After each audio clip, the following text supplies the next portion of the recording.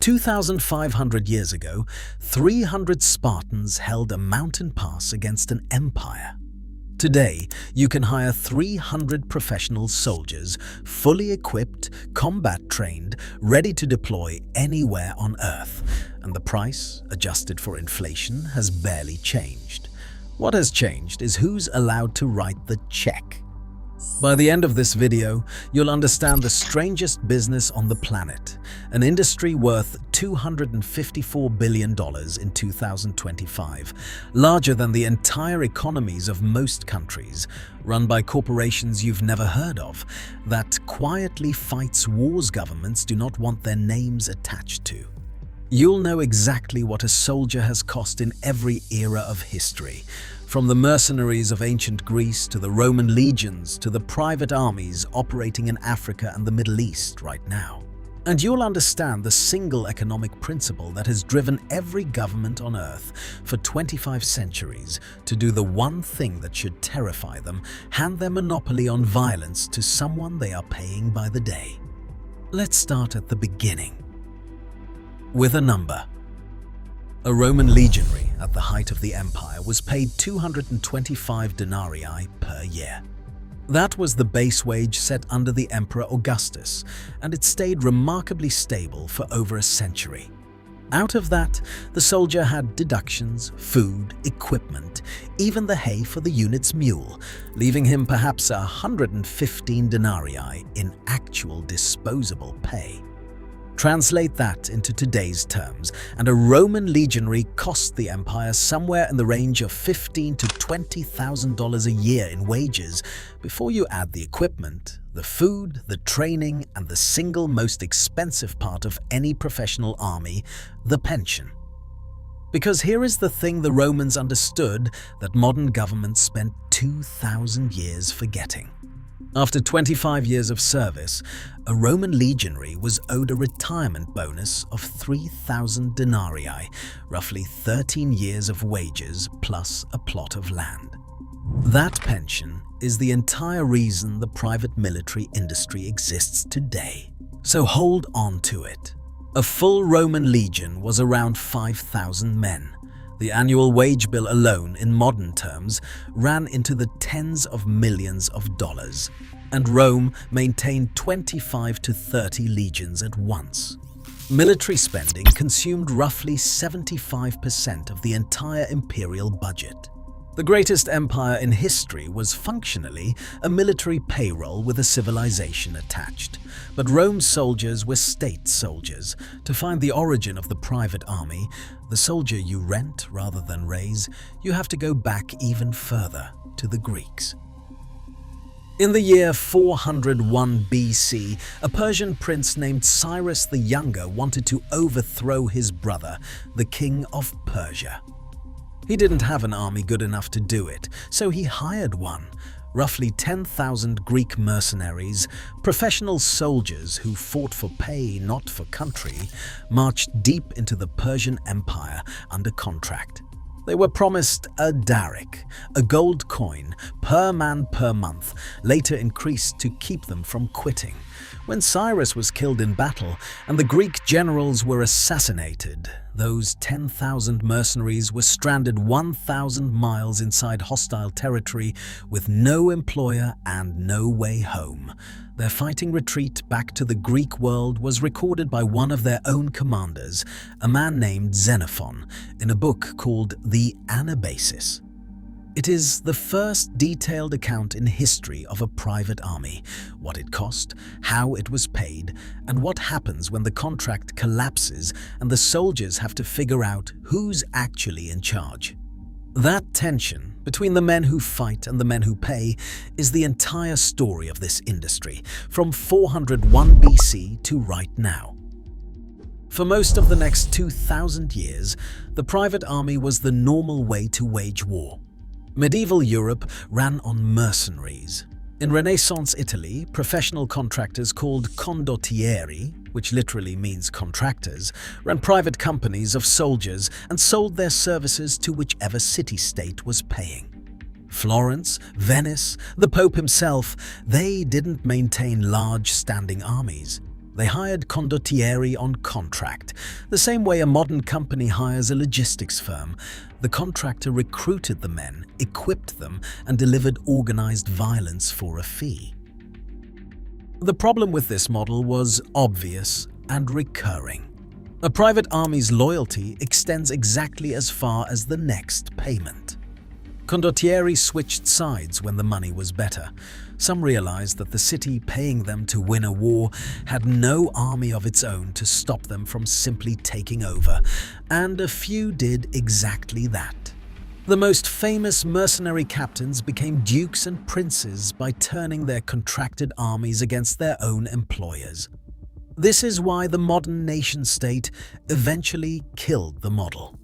Starting in the 17th century, governments decided that controlling violence themselves, raising national armies of citizen soldiers loyal to the state rather than to a paycheck, was worth the enormous cost. For 300 years, the private army nearly vanished from the developed world. War became something only governments did. And then, at the end of the 20th century, it came back. Bigger than it had ever been. To understand why, you have to return to that Roman pension. A modern professional soldier is extraordinarily expensive, and the wage is the smallest part. When a government employs a soldier, it commits to a lifetime of costs, training, healthcare, housing, and above all, the pension and the lifelong medical care for injuries. The true cost of a career soldier to a government, spread across their lifetime, runs into the millions of dollars. And if that soldier is killed, there are death benefits, political consequences, and a flag-draped coffin on the evening news that can turn a population against a war. A private military contractor erases almost all of that. When a government hires a private military contractor, it pays a daily rate per contractor, and that is the end of the obligation. No pension, no lifetime healthcare, no veterans' benefits stretching 40 years into the future. And critically, when a contractor dies, there is no flag-draped coffin, no official casualty count, no political price. The contractor's death is a line item in a company's insurance policy, not a headline. This is the entire economic engine of the modern private military industry. A private military contractor is a way for a government to buy military force while offloading the two things governments hate most: long-term liabilities and political accountability. The numbers are staggering.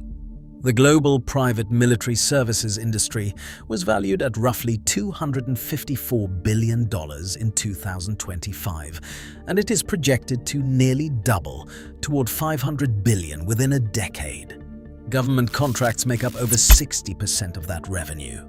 The largest single customer on Earth is the United States government.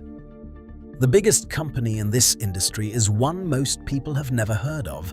It's called Constellis, the corporate descendant of a company you have heard of, Blackwater, which was renamed Academy after its contractors killed 17 civilians in a Baghdad square in 2007, and then merged and rebranded into Constellis. It operates globally, almost entirely on government contracts, and it is owned, like most of its competitors, by private investment firms. The British security giant G4S, now part of Allied Universal, generates over $19 billion a year. These are not shadowy bands of mercenaries. They are corporations with HR departments, compliance teams, and quarterly revenue targets that happen to sell organized force. And then there's the other model, the one that looks much more like the old condottieri.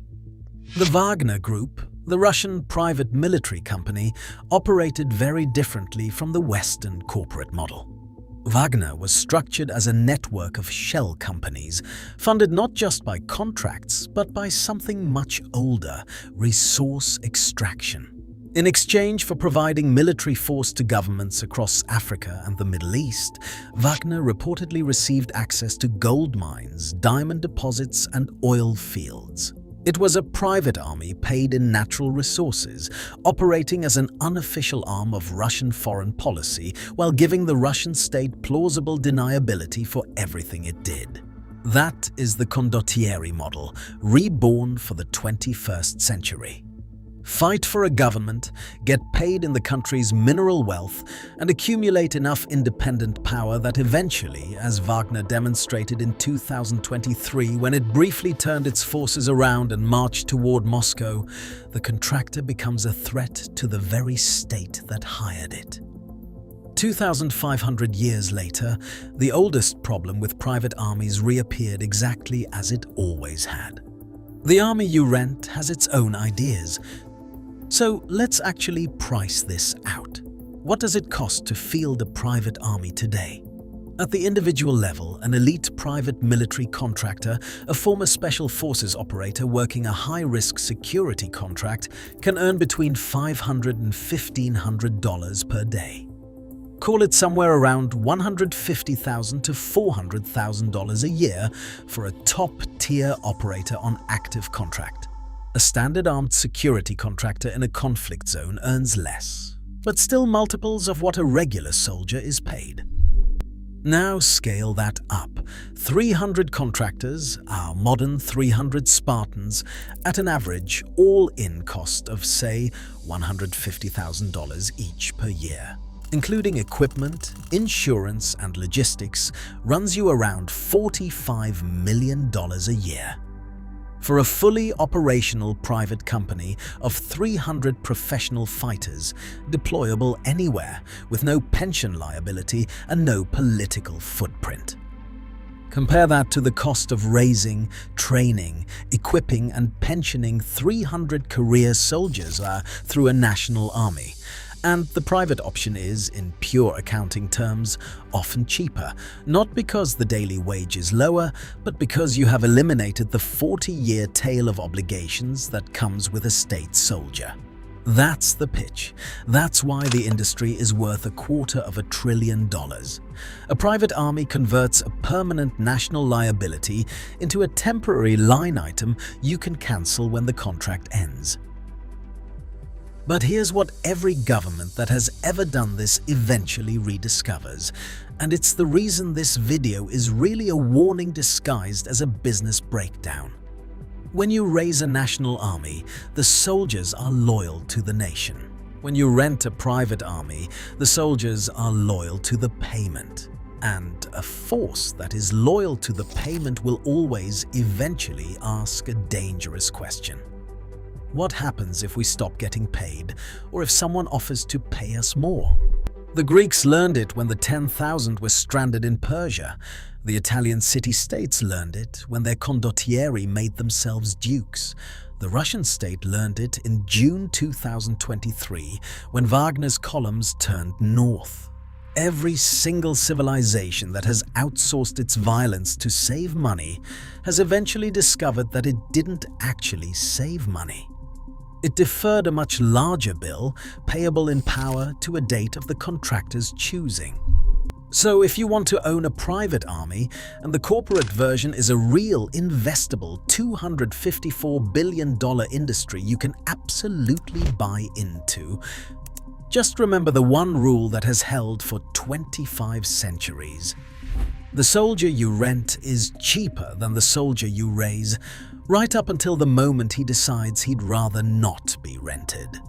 300 Spartans died at that mountain pass because they were loyal to something money can't buy. Every government since has tried to get the same result with a contract. It has never once worked the way they planned.